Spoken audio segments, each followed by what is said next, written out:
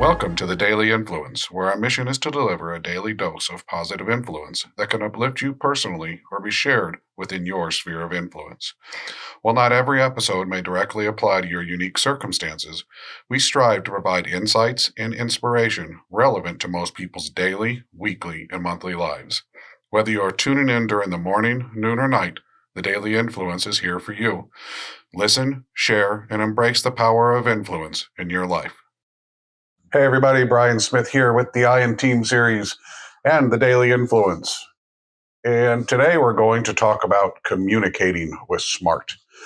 And as you've heard us talk over really the lifespan of the Daily Influence, you know that we invoke SMART in just about everything that we do here. Our management program here is called SMART Management, and it is built on the SMART goals infrastructure, which is specific, measurable, attainable, realistic, relevant, or timely. And you can't have SMART goals, you can't have SMART management, you can't have SMART anything without SMART communication. But applying SMART to communication can seem tedious to a lot of people.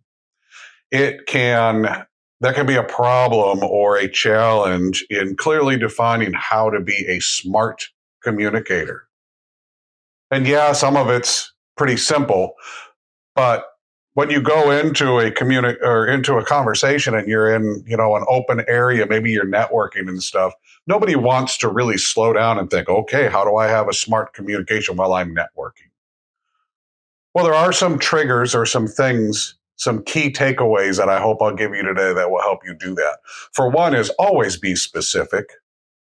Now, specificity is oftentimes subjective to many of us. I require sometimes less specifics than others. If you've ever been around one of those people that look like they're impatient as you're telling a story, it's because you've satisfied the specifics in their mind. Now, that doesn't mean that satisfaction is correct, because a lot of us who get like that sometimes, who are impatient and don't slow down and listen to learn, we miss specifics when we act that way. So in a conversation, we can always clearly define what it is that we're trying to say or be specific about it in a way that moves the conversation along and engages people to get them into the conversation. Measurement is important, not so much as giving measurement, unless, of course, the topic requires something that has a measurement in it. But another measurement is having a balance in your communication. If you are speaking at people too long, if you are monopolizing the conversation, you risk marginalizing yourself, alienating other people. So you need to be cognizant of the amount of time that you're talking and listening. Smart communication is about being present in that communication, listening to the words, not just sharing what you have, but hearing back that there's understanding, watching body language, seeing if somebody looks agitated or bored or anxious, or they just seem like they're past where you're at. Slow the conversation down and get them refocused. Ask them, am I not being clear enough?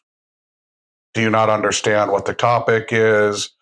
Am I giving you too much details, and why do you think that? You can explore those questions. You can pull people into the conversation.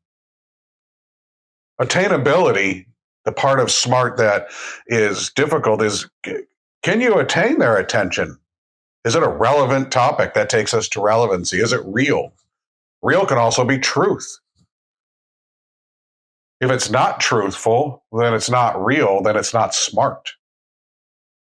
So you can apply these things. If you're telling stories and the story is not really founded in truth, but just a story to give an example, maybe you should share that up front or qualify it as a story you heard from a third party.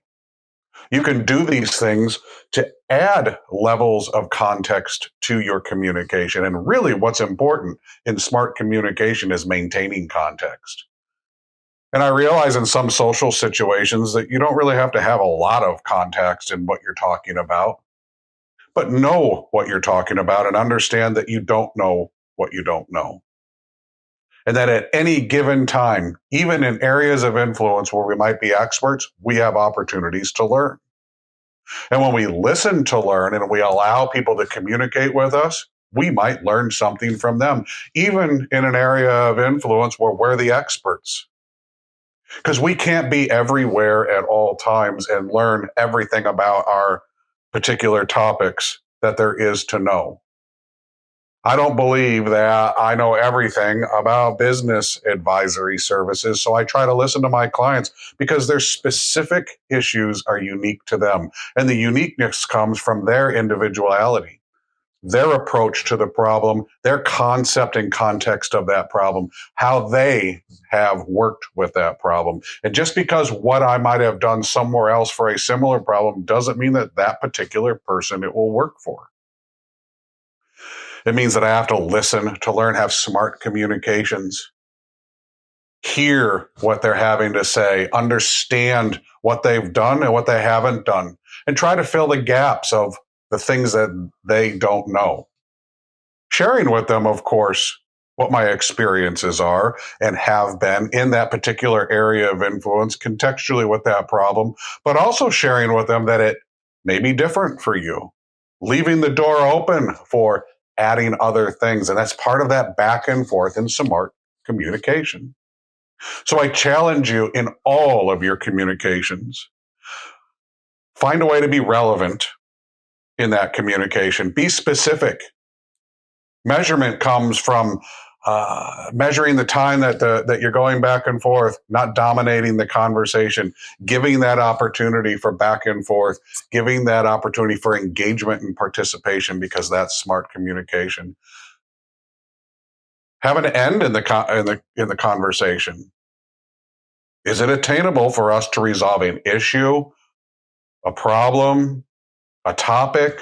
Where is it going to go? Maybe it goes nowhere because it's just social.